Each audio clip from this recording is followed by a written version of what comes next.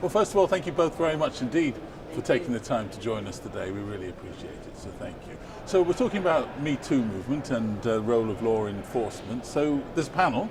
Tell us a bit about the panel. So tomorrow's panel is one of the Global Perspective series at the IACP conference, and it's the Me Too movement, now what? Shifting social norms in the workplace and leading the way. What this is really a panel discussion about the critical role that law enforcement plays in leadership around the new demands, the new requirements, the new expectations around sexual assault. And that includes addressing police sexual misconduct that occurs in our workplace and sometimes when citizens are targeted. That's a big issue, isn't it? So what's the panel going to explore tomorrow? It's a significant issue. We're going to talk a lot about, again, what's happening in today's society around sexual violence, the conversations, the activism, and the outrage that is so much higher than it's ever been in my career. Sure. And why it's important for police to address this, why it's important for police to lead on this issue. And we're going to talk about the need for policy to prevent police sexual misconduct and to keep our community safe. Why is it such an important issue?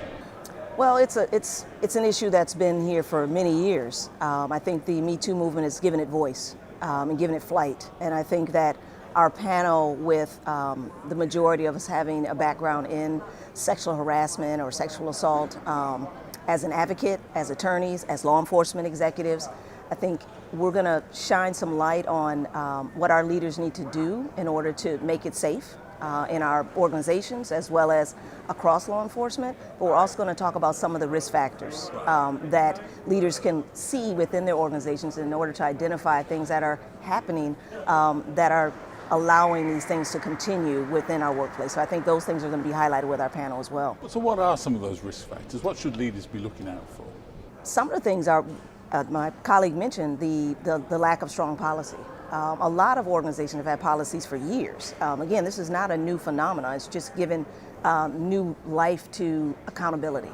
And I think that that's something that we need to look at is what does our policy have? There's been a lot of issues about, being an attorney myself, a lot of issues about agreements, kind of a hush agreement, and people can't talk about settlements. So there's been a big push away from that as far as policies of organizations saying, keep this silent and keep it under the rug. So that's a big push. Some of the other risk factors are isolation. People working in remote locations or by themselves with one other individual and not having anywhere to go to. So that's another big risk factor. Big age gaps between the workforce. So some of the areas we have very young people working with very seasoned people, and how that power dynamic, how that plays out in the workplace. So there's a couple of things that, and we'll be highlighting many more. Okay.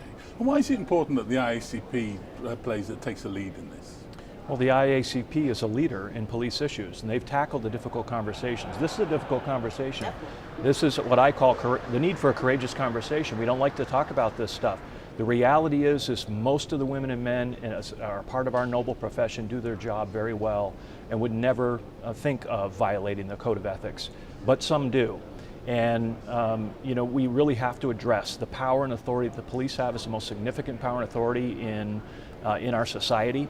And we know the power and control dynamics that offenders play. So when you have a potential offender with a badge who has the power and authority of the police, again, so important for IACP and all police leaders in our country to lead on this issue.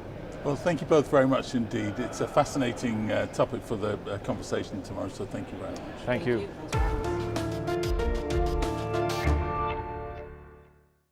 ICP TV has all the coverage you want from this year's conference. Make sure to explore all of our content, which is updated each and every day of the conference, to stay up to date with all the very latest news in the world of policing.